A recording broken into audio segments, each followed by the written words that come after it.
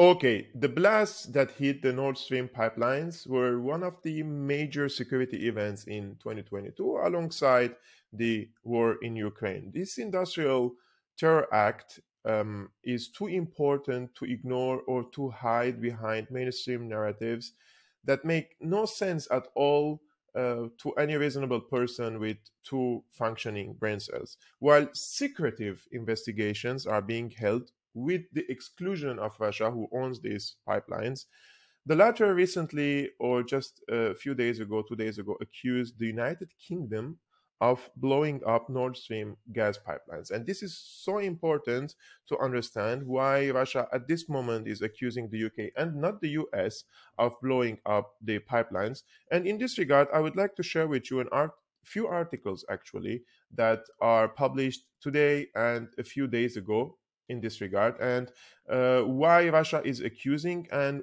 what Russia is basing its accusations against the United Kingdom. Russia has accused British Navy personnel of being involved in a terrorist attack on the Nord Stream gas pipelines.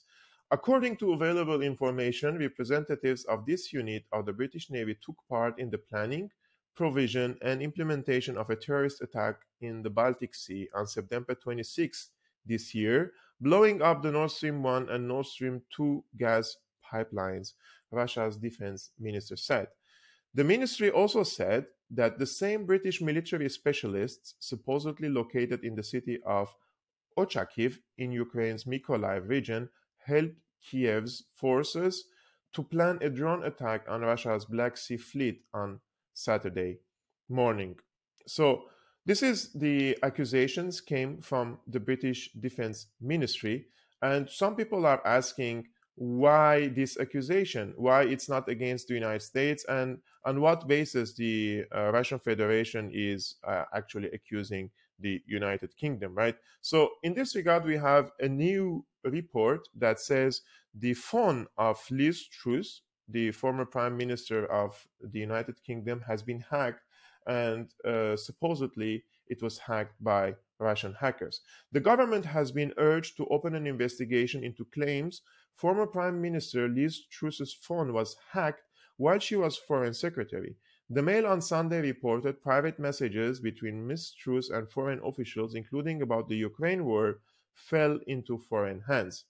The hack was discovered during the summer Tory leadership campaign, but the news was suppressed, the paper said. So everybody knew in the British government that her smartphone was hacked, but they suppressed the news because it was during the Tory leadership campaign, so it doesn't affect on the outcome of the elections. Details about the hack were suppressed by then Prime Minister Boris Johnson and Cabinet Secretary Simon Case, the Mail on Sunday claimed. The Mail on Sunday reported agents suspected of working for Russia had been responsible for the alleged hacking, citing unnamed sources, but the BBC has not been able to verify this. So these claims are coming from Mail on Sunday, but the BBC doesn't want to take responsibility for these claims and says we cannot verify whether or not these claims are true. However, these articles do not mention a piece of information that has been also published recently, and it indicates that Liz Truss has texted an official in the United States just a minute after the blasts of Nord Stream pipelines. It's done. Did Liz Truss text Antony Blinken after Nord Stream attack? So just for you to know before we go into the details of this article, first things first, the article is obviously not buying the narrative that the mobile was hacked and then it was discovered that the United Kingdom is involved. So they're trying to discredit the source or discredit the report. Secondly, I am not endorsing this narrative. I am bringing you this narrative and let's discuss together. Let's see if we are convinced of this narrative. Former UK Prime Minister Liz Truss sent a text message saying it is done. So the quotation is, it is done. To who she sent this? She sent it to the US Secretary of State Antony Blinken immediately after the Nord Stream attack, according to a controversial online commentator. So this so-called controversial online commentator is Kim Dotcom, and I don't know why they called him controversial, because recently anyone who makes allegations or claims against the NATO narrative, he either becomes a controversial or he is a conspiracy theorist, and they will try in any way or shape or form to discredit this person. I'm not endorsing it, but just calling him a controversial, it seems that the author is already biased, right?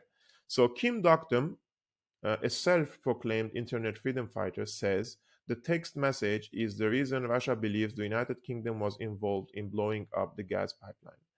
Liz Truss used her iPhone to send a message to Secretary Blinken saying, "It is done," a minute after the pipeline blew up and before anything else knew, he told his nearly 1 million Twitter followers.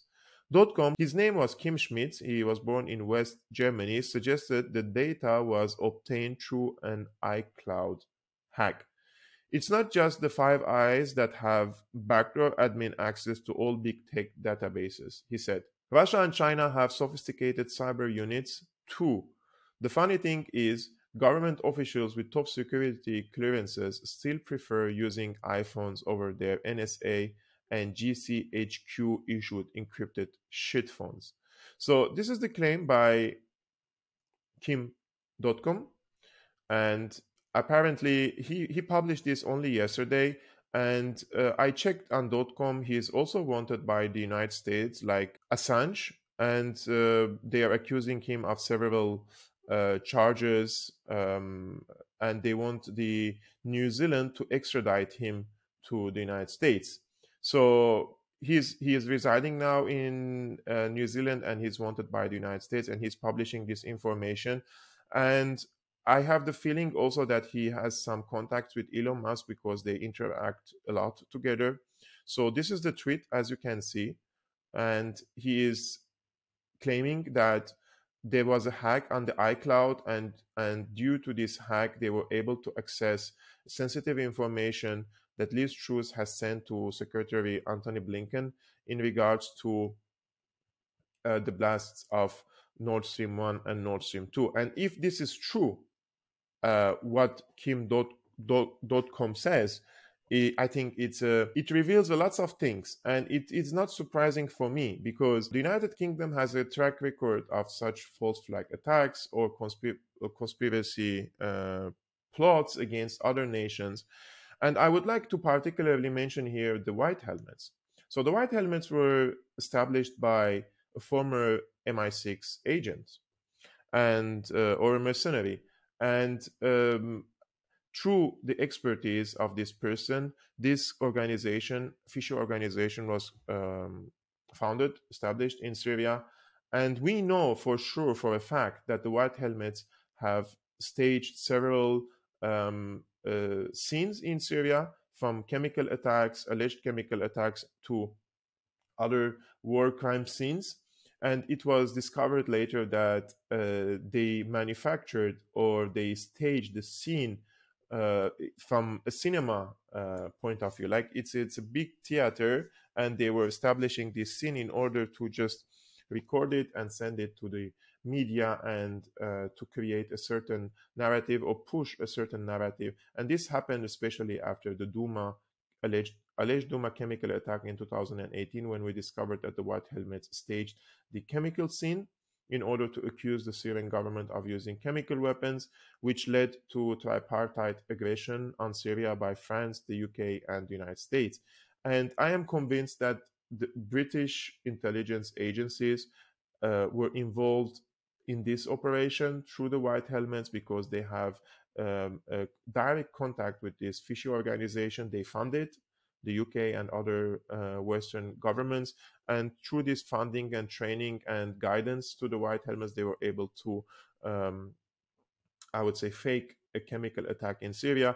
And so the British intelligence agencies have a track record for that. So I wouldn't be surprised at all if Britain is involved in this, and they blasted these Nord Stream pipelines. And this could be also in coordination with the United States. And now some people would ask, would Liz Truss commit such an horrendous attack, right? And I would like to go back to her statement when she was on a debate, or before she became a prime minister, and she was asked whether or not she would use nuclear weapons as a which could lead into an Armageddon or the end of humanity, and she said yes. Of last resort, your orders to our Trident boat captain on whether you, Prime Minister Liz Truss, is giving the order to unleash our nuclear weapons. It would mean global annihilation. I won't ask you, would you press the button? You will say yes. But faced with that task, I would feel physically sick. How does that thought make you feel? I think it's an important duty of the Prime Minister. I'm ready to do that.